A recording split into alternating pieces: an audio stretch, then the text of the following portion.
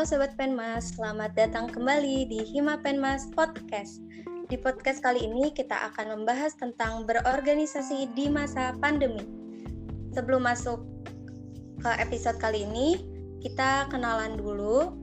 Saya sendiri sebagai host, nama saya Mita Dwi Alfiani, saya dari Penmas kelas 3B. Nah, episode kali ini kita kedatangan narasumber dari Steering Komite Hima Penmas. Halo Kak. Halo. Oke, sebelumnya kita kenalan dulu yuk sama Steering Komite dari Hima Penmas Unsika ini. Mungkin dari Kahim, kemudian sekretarisnya, kemudian bendaharanya bisa memperkenalkan diri. Silakan Kak. Halo Sobat Penmas, perkenalkan saya Firman Jafar Sodik sebagai Ketua Umum Himpunan Pendidikan Masyarakat FKIP Unsika. Halo Sobat Penmas, aku Kerana Nadila Heryansa sebagai Sekretaris Umum periode 2020. Halo Sobat Penmas, saya Suci Marta Agustina sebagai Bendahara Umum Hima Penmas FKIP Unsika. Baik, terima kasih Kak untuk perkenalannya. Nah, kita masuk aja ke pembahasan kita tentang berorganisasi di masa pandemi.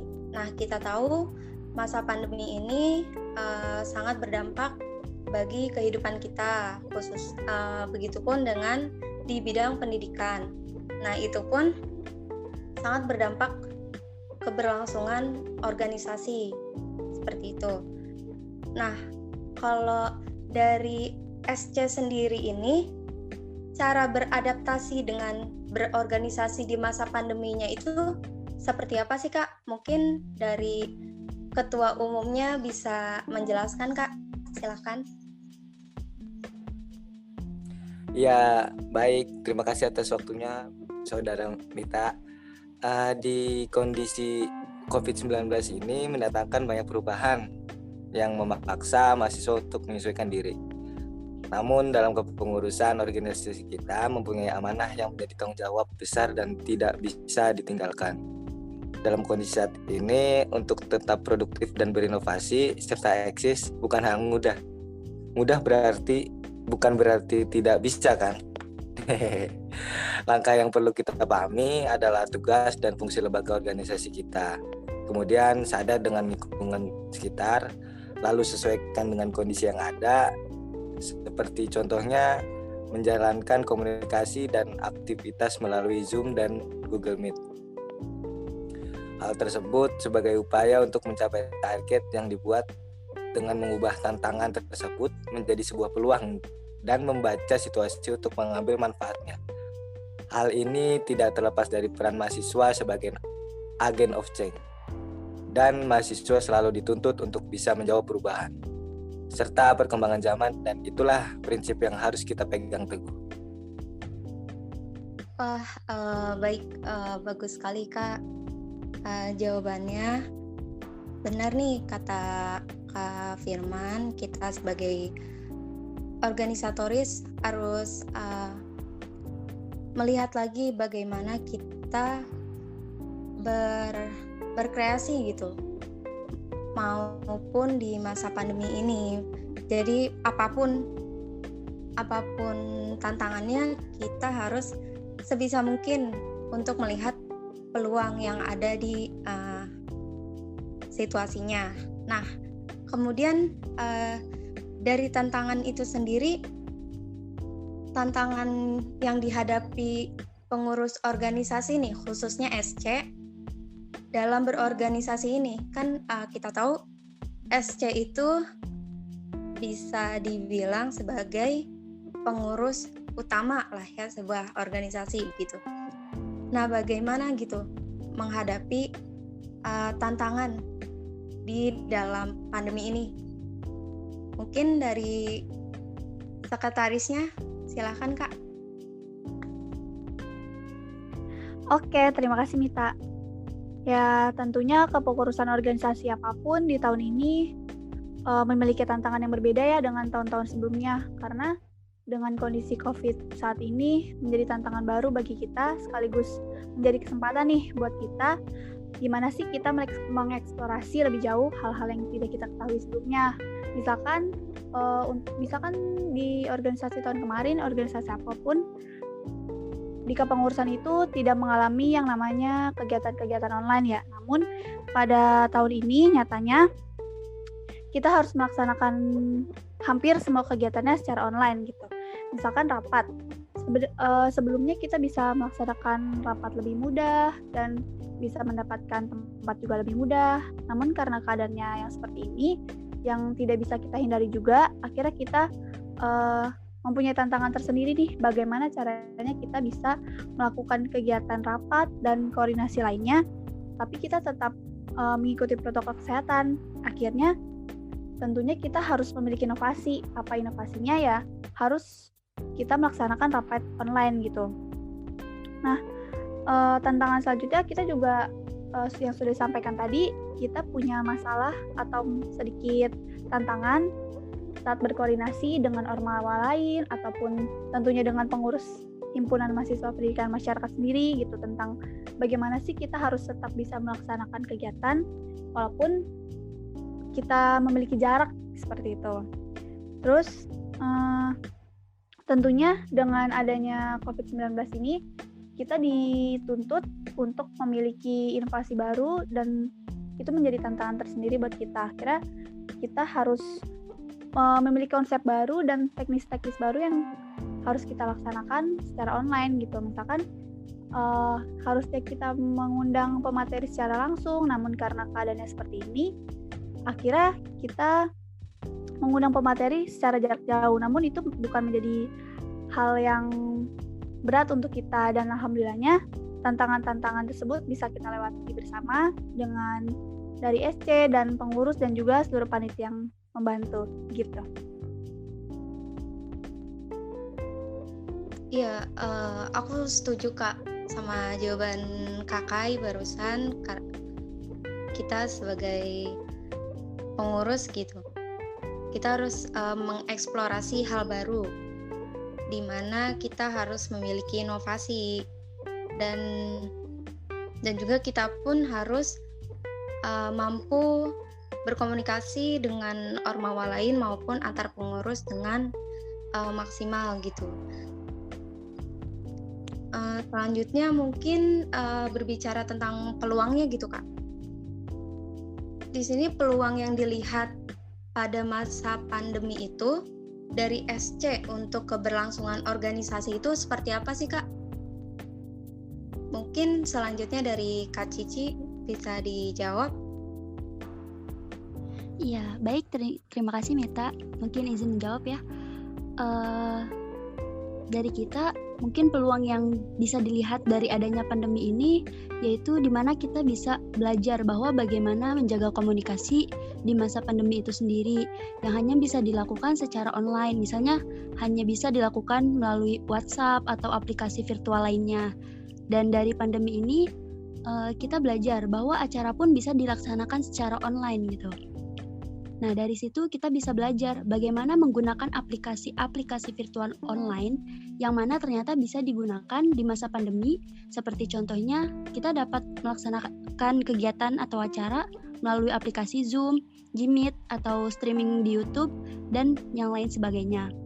Nah, seperti pada acara Himapenmas itu sendiri, seperti IT1, PPSM, PKM, CESA, Prokesmas, pelatihan desain grafis, dan lain sebagainya, yang mana alhamdulillahnya telah terlaksana, dan itu dapat dijadikan terobosan baru dan pembelajaran untuk periode selanjutnya. Jadi, kita tidak hanya merancang acara secara offline, tetapi juga dapat merancang acara secara online. Dari situ pula, kita dapat memanfaatkan teknologi itu sendiri yang sekarang ini sudah canggih, kayak gitu. Mungkin seperti itu, Mita. Gitu ya Kak. Nah tadi Kak Cici bilang kita itu belajar menjaga komunikasi melalui aplikasi virtual, misalnya seperti WhatsApp, seperti itu. Nah terus kan kalau kita tuh di masing-masing rumah gitu mempunyai kesibukan masing-masing, tidak selalu stay di dalam aplikasi tersebut gitu. Nah, terus gimana nih cara SC sendiri menjaga rasa kekeluargaannya antar anggota Himapenmas itu di masa pandemi sekarang gitu, Kak? Gimana? Untuk menjaga keharmonisasian di dalam kepengurusan, kami selaku SC selalu berusaha semaksimal mungkin untuk terus berkomunikasi dengan cara tetap melaksanakan rutinitas kita, mengadakan rapat internal yang dilakukan 2 minggu sekali untuk mengetahui perkembangan bidang dan perkembangan proker dari setiap bidangnya. Di awal-awal memang kita mengalami kesulitan, tapi sering berjalannya waktu kita mulai terbiasa dengan rapat online. Ya memang rasanya beda dengan rapat biasanya, yang dimana rapat secara online itu dirasa kurang efektif karena berbagai faktor.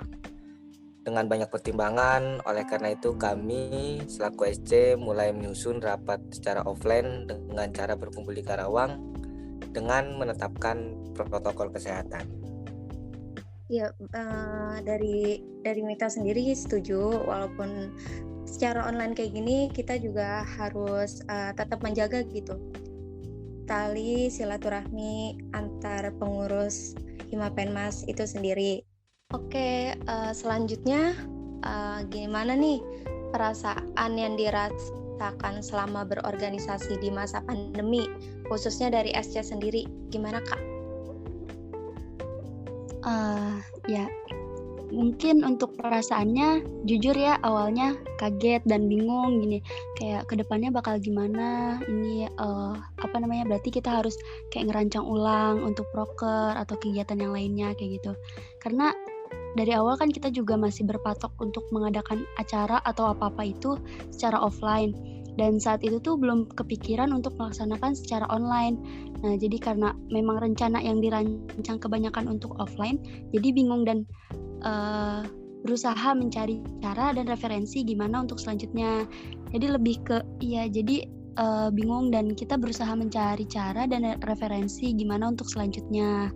Kayak gitu sih, Mit. Oke, tadi ngomongin tentang proker ya. Proker dari Himapenmas itu pasti mengikuti situasi gitu, di mana prokernya itu menjadi sistem online gitu, seperti yang tadi di Kak Cici bilang. Nah, itu tanggapan dari SC sendiri gimana itu Kak, mengenai perubahan sistem?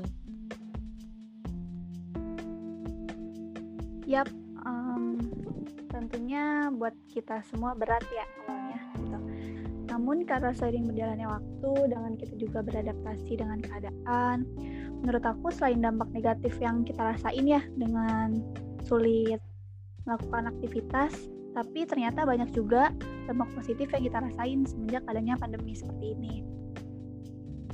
Walaupun banyak program kerja yang akhirnya dilaksanakan online dan harus kita merancang ulang gitu seperti yang sudah disampaikan Cici tadi, tentunya ini justru memberikan banyak pengalaman. Tentunya memberikan banyak pengalaman bagi kita gitu sebagai pengurus dan juga teman-teman panitia yang ikut berkontribusi di kepanitiaan.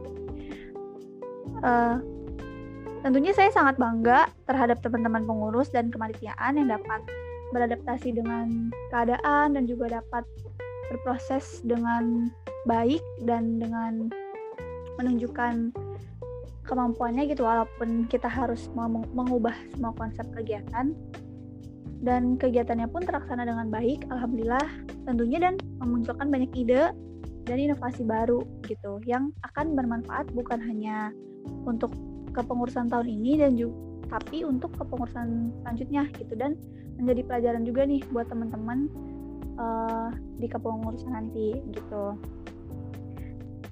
Dan yang pasti memberikan suasana baru buat kita menjalin silaturahmi. Jadi bukan hanya di proker-proker online ini, kita bukan hanya bertemu dengan teman-teman yang satu universitas, tapi kita juga bisa bertemu dengan teman-teman dari universitas lain dan juga dari kalangan lain. Misalkan kayak kemarin kita melaksanakan dilema, kita bertemu dengan teman-teman dari teman-teman SMA gitu dan juga dari para pekerja gitu tentunya. Nah, dan yang pasti kita bertemu dengan pemateri-pemateri hebat yang mungkin sebelumnya belum bisa kita temukan di kegiatan-kegiatan offline. Gitu sih menurutku.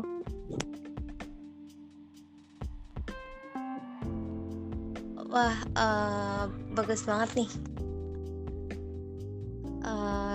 jawaban dari Kakak tadi. Di masa pandemi ini emang nggak cuman dampak negatif gitu, tapi juga memiliki dampak positifnya. Tadi salah satunya itu memberikan pengalaman baru bagi pengurus dan panitia proker. Nah, masalah dikat ya Kak nanti. Nah, pertanyaan terakhir nih Kak. Pesan buat para anggota Himapenmas sendiri dan para calon organisatoris terkait dengan berorganisasi di masa yang akan datang. Kan karena sebentar lagi kan akan ada kepengurusan periode yang baru gitu. Dari kita lihat situasi sekarang juga ya mudah-mudahan membaik gitu. Tapi gimana untuk pesan dari SC terkait berorganisasi di masa yang akan datang, Kak? Boleh dari siapa dulu?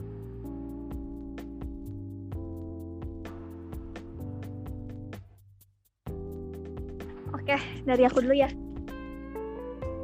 Boleh, Kak.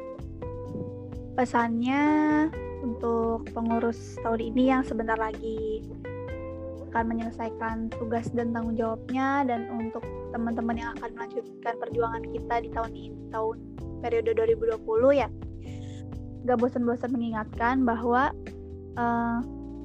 jangan bosan-bosan untuk berproses gitu, dan jangan bosan untuk mencari teman baru dan pengalaman baru dimanapun kalian berada, dimanapun kalian nantinya berproses dan tentunya untuk melanjutkan estafet perjuangan kita di Himapenmas ini. Semoga teman-teman bisa mengambil pelajaran dari apa yang sudah kita laksanakan di tahun 2020 ya sampai tahun ini. Semoga pengalaman itu juga bisa menjadi jembatan kita untuk mencapai kesuksesan untuknya, dan khususnya untuk Himapenmas itu sendiri. Itu sih. Gimana mungkin dari Firman dan Cici? Aku mau tambahan kali ya. Ya, untuk pesannya untuk kepengurusan selanjutnya atau untuk pengurusan yang sekarang, pesannya yaitu jangan jadikan masa pandemi ini sebuah kegagalan atau kemerosotan bagi diri sendiri atau organisasi, tapi jadikan pandemi ini sebagai pembelajaran dan pengalaman yang dapat membangun ilmu pengetahuan kita, keterampilan kita, di mana kita sebelumnya belum mengetahui dan belum tahu bagaimana cara menggunakan aplikasi-aplikasi virtual. Kita jadi belajar dan jadi tahu. Intinya pesannya itu tetap semangat untuk berkarya, tetap semangat untuk berproses, maju terus, pantang mundur. Di balik suatu musibah ada hikmah yang bisa kita ambil. Pokoknya sukses selalu untuk kita semua. Semangat! Terima kasih. Oke, lanjut ya. Dari saya pribadi, harapannya untuk pengurus periode tahun 2020 ini emang sedikit lagi ya, dan harus tetap melihat tanggung jawabnya itu lebih ditingkatkan lagi, dan komitmennya dari awal pun lebih dikuatkan lagi. Dan harapan untuk periode 2021 atau periode selanjutnya, di periode 2020 ini kan situasinya terjadi pandemi ya. Kalau seandainya di tahun 2021 ini pandemi masih berlanjut, kita tidak bisa menyalahkan keadaan, Karena sejatinya manusia hanya bisa berencana, bukan berhak menentukan. Yang harusnya kita lakukan adalah beradaptasi, menyesuaikan dengan keadaan, dan berusaha di situasi ini sambil berharap terjadinya perubahan situasi yang menjadi lebih baik. Dalam pengembangan diri, kita harus menempatkan lawan bicara sebagai guru dan tempat sebagai sekolah. Kalau kita kuat dengan ujian, otomatis kita akan naik level dalam pengembangan diri kita. Bahkan dalam hal negatif sekalipun yang terjadi dalam hidup kita dapat menjadi hal positif untuk diri kita. Asalkan tekad belajar dalam diri kita masih kuat. Karena pada hakikatnya proses manusia belajar itu seumur hidup. Jadi semangat berproses Sobat Penmas. Semangat untuk periode selanjutnya. Baik, terima kasih pesan dari Kak Firman, Kak Kai, dan Kak Cici. Semoga Sobat Hima Penmas Podcast yang mendengarkan bisa mendapat inspirasi dari apa yang sudah disebutkan tadi. Mungkin dari saya sendiri bisa kita simpulkan di sini dampak pandemi ini memberikan pengalaman baru bagi pengurus dan panitia. Dan juga dampak pandemi ini juga memberikan suasana baru di mana kita dapat bertemu dengan mahasiswa luar UNIF dan juga bahkan pemateri yang hebat. Di sini kita sebagai pengurus dituntut untuk memiliki inovasi, berorganisasi dengan ormawa lain maupun antar pengurus. Di situ kita mencari peluang, melihat peluang, yaitu bagaimana kita belajar menjaga komunikasi, yaitu melalui aplikasi virtual seperti WhatsApp dan Gmeet, Zoom, dan yang lain sebagainya. Nah, di sini juga dari pesan dari SC Hima Penmas ini tadi, yaitu jangan bosan untuk berproses dimanapun kita berada. Dari sini kita mengambil pengalaman baru dan jangan jadikan pandemi sebagai kemerosotan diri, tetapi menjadikan pandemi ini untuk mengembangkan ilmu pengetahuan. Tetap semangat dalam berproses dan juga jangan lupakan komitmen yang kita miliki dan tanggung jawab, dan jangan salahkan keadaan, tapi beradaptasilah dan jadikan untuk meningkatkan kualitas diri kita. Nah, sekian episode kelima dari Hima Penmas Podcast. Terima kasih untuk Kak Firman, Kak Kai, dan Kak Cici yang udah bersedia untuk menjadi guest Hima Penmas Podcast kali ini. Terima kasih, Kak. Terima kasih kembali, Mita. Terima kasih. Semoga apa yang kita obrolin tadi itu bermanfaat bagi pendengar Hima Penmas Podcast ini. Nah, saya Mita selaku host pamit undur diri. Mohon maaf jika ada salah kata. Sekian Hima Penmas Podcast episode 6. Sampai jumpa di episode Hima Penmas Podcast selanjutnya. Dadah. Terima kasih, Kak. Terima kasih kembali. Sampai jumpa. Terima kasih kembali, Mita. Terima kasih banyak ya untuk Kominfo. Terima kasih.